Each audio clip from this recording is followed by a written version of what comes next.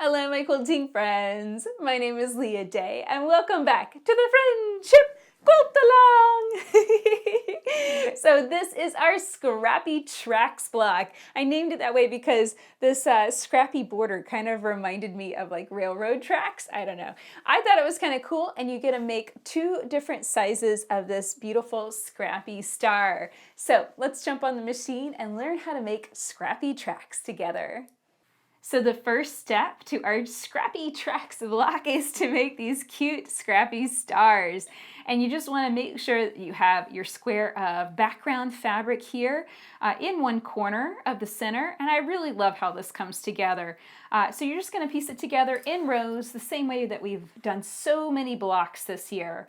Flip over one piece, place a clip, flip over the next piece, place another clip, and so on until you get everything clipped together. Take it to your machine, stitch this in rows, and then stitch the rows together.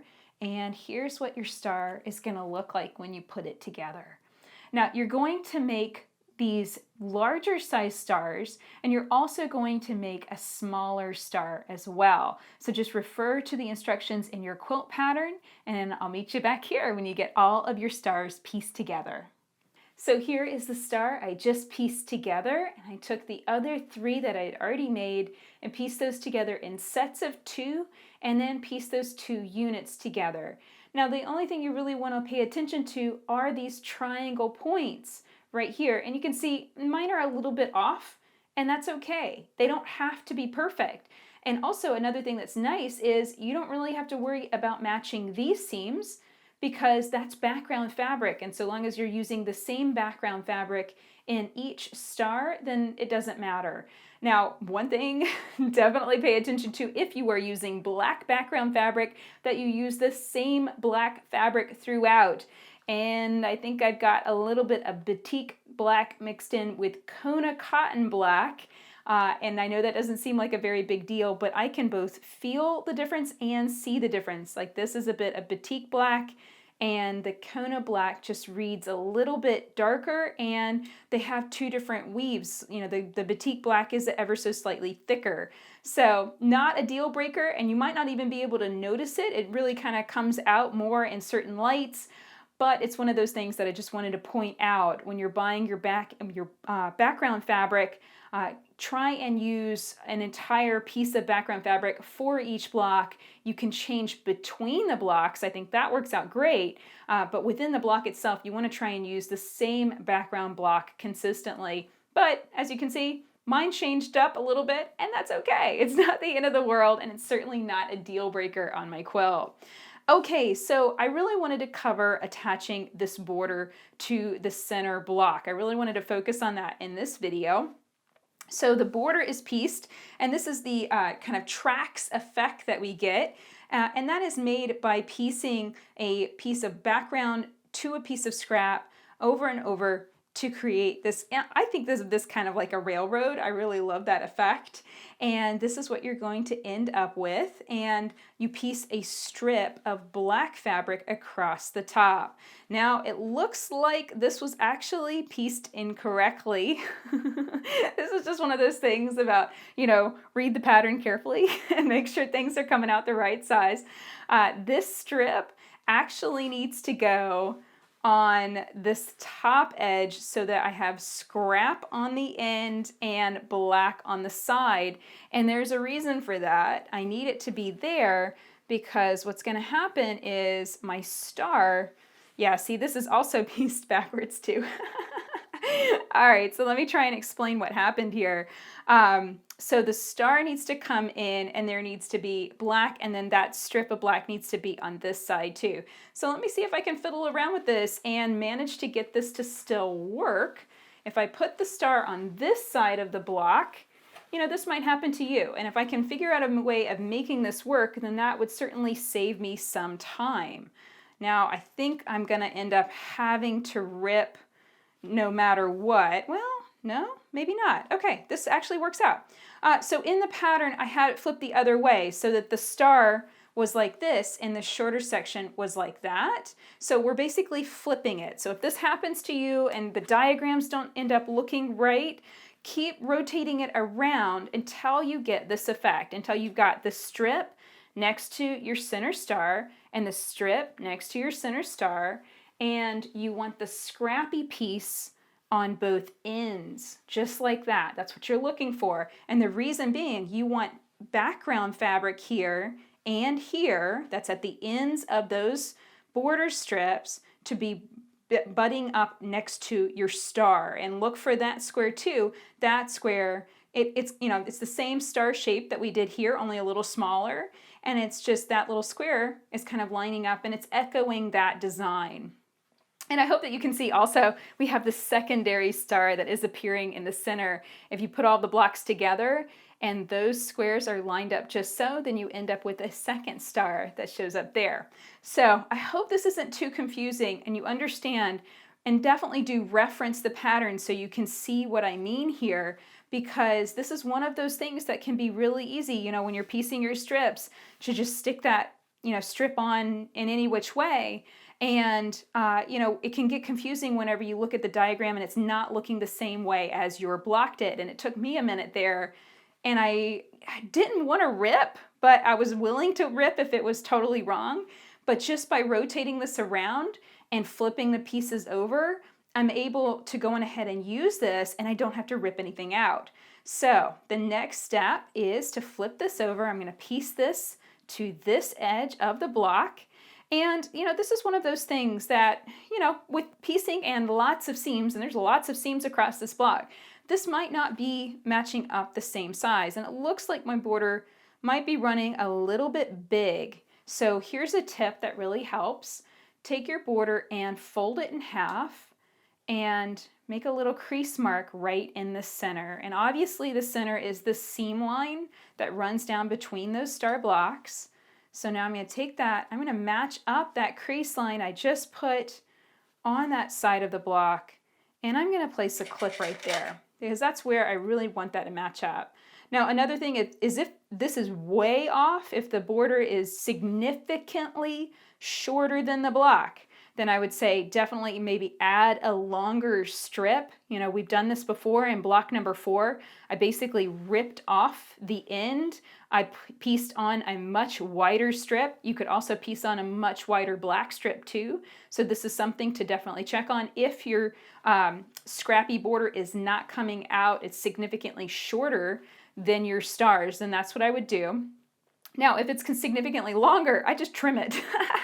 I just cut it short, because the nice thing is you're piecing and you've got a piece of black here that is kind of separating the border from the stars. So there's nothing that needs to match up perfectly. So an actual better problem to have would be to have a longer border than you need. So I hope that helps and kind of gives you a little bit of a guide. This is looking a little bit on the long side, but not terribly so. I think it's going to piece together a-okay. So let's jump on the machine and I'll show you how to stitch it. So this is my machine, the Eversewn Sparrow 20, and you can learn more about it at leahday.com/sew20. And I have set this up to have a 0-1 stitch, which is a straight stitch with the needle in the center position. And I've lowered the stitch length to 1.5 millimeters to create a nice tight stitch. And I do that because, as you can see, I press my seam allowances open. And you can learn more about that in another tutorial at leahday.com. So here we go. I'm going to line up this border strip, and I'm just working off that clip right here. And I think I'm just going to smooth that out. And if this ends up being significantly longer, then what I might do is just let that fabric overhang. And you can see how much that is wanting to overhang right there. I think that's okay. And what I'll do is, after I piece that, I'll just trim it off, that little bit of excess. All right, so that's looking good. I'm going to slip that right underneath the foot. I've got my needle in the down position. I am using a patchwork foot, and this gives me exactly 1/4 inch from the edge of the foot, which is super handy.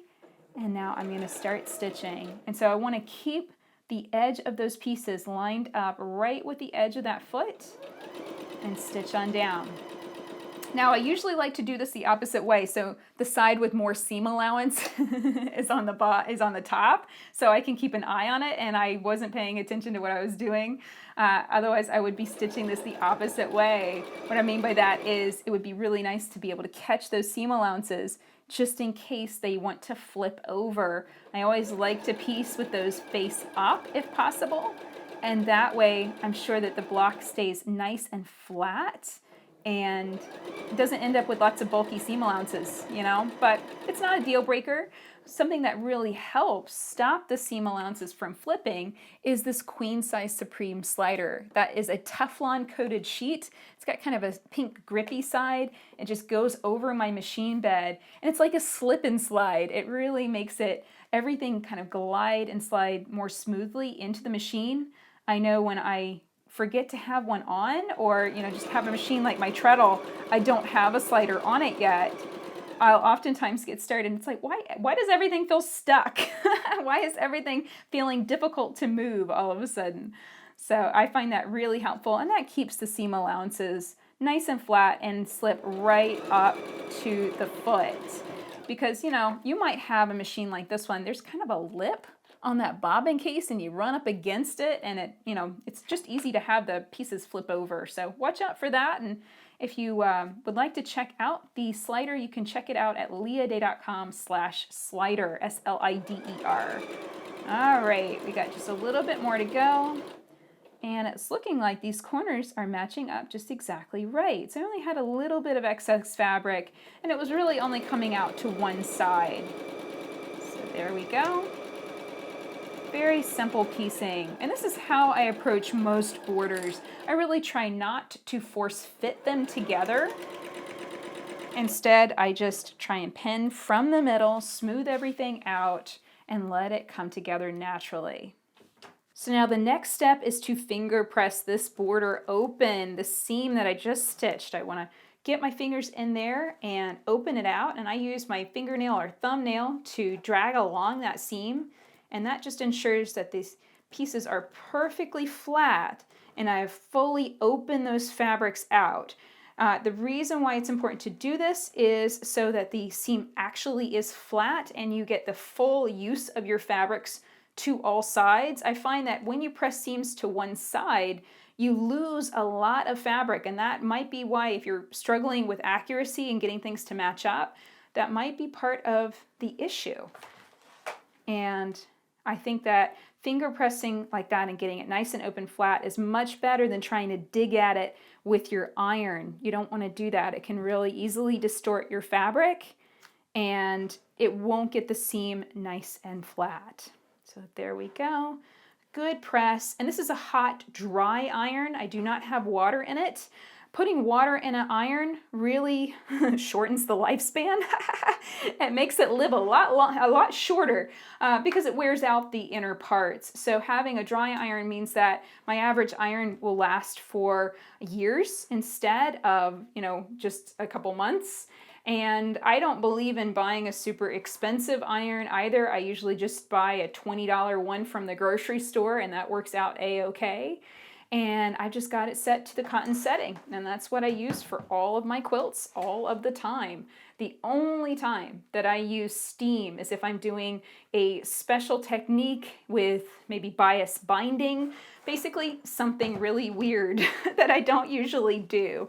So I hope that helps helps you understand how I use my iron and how I get it to last a much longer time than average.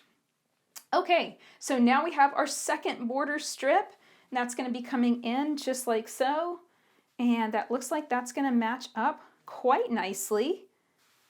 And so again, if I want to be sure that that's going to fit, I can take it and fold it in half. And this is a little bit trickier because I've already got the star in place. So one thing I could do is just eyeball that 1/4 inch off the end and line that up. So it's about a 1/4 inch from that seam line, and do a crease line there. That's going to be a little squishy as far as that being 100% accurate, but that can be useful, and that way I would match up that crease line with that seam line. That could work.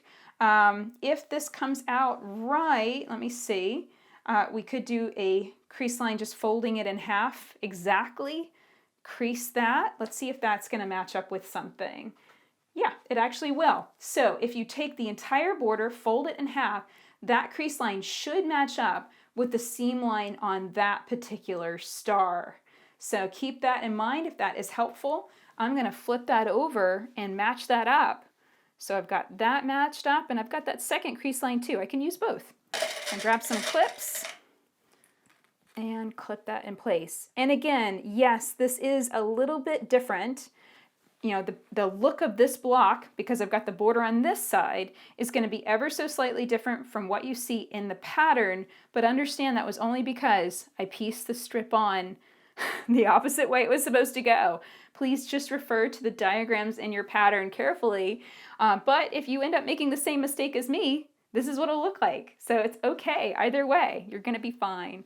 So this is clipped in place and that looks good. I'm going to take this to the machine and stitch that seam the exact same way I did before. And if I can, I'm going to try and match up the seam here from the star, but in all honesty, that's all background fabric. So even if that seam doesn't match, not the end of the world. It really won't be noticeable because it's all background fabric, which all is the same color and it blends in. So I'm just going to take this to the machine and stitch that on. Then there's one more border to add, and this is what it looks like whenever you finish your Scrappy Tracks block. Let me rotate it around here, and you can see in that same arrangement that I had on the table. Really, really fun, very beautiful Scrappy block. I can't wait to see your version of it. So that's it for Scrappy Tracks. I cannot wait to see your versions of this beautiful quilt block. And you can share pictures really easily as a member of our Quilt Friends Club. This is an extra membership group. It is not required in order to participate in our Quilt Along, but it's a lot of fun. It's a great place to make more quilting friends, share pictures, and ask questions with a very supportive, kind group. So if that sounds like something fun for you, come and check it out at quiltfriends.club.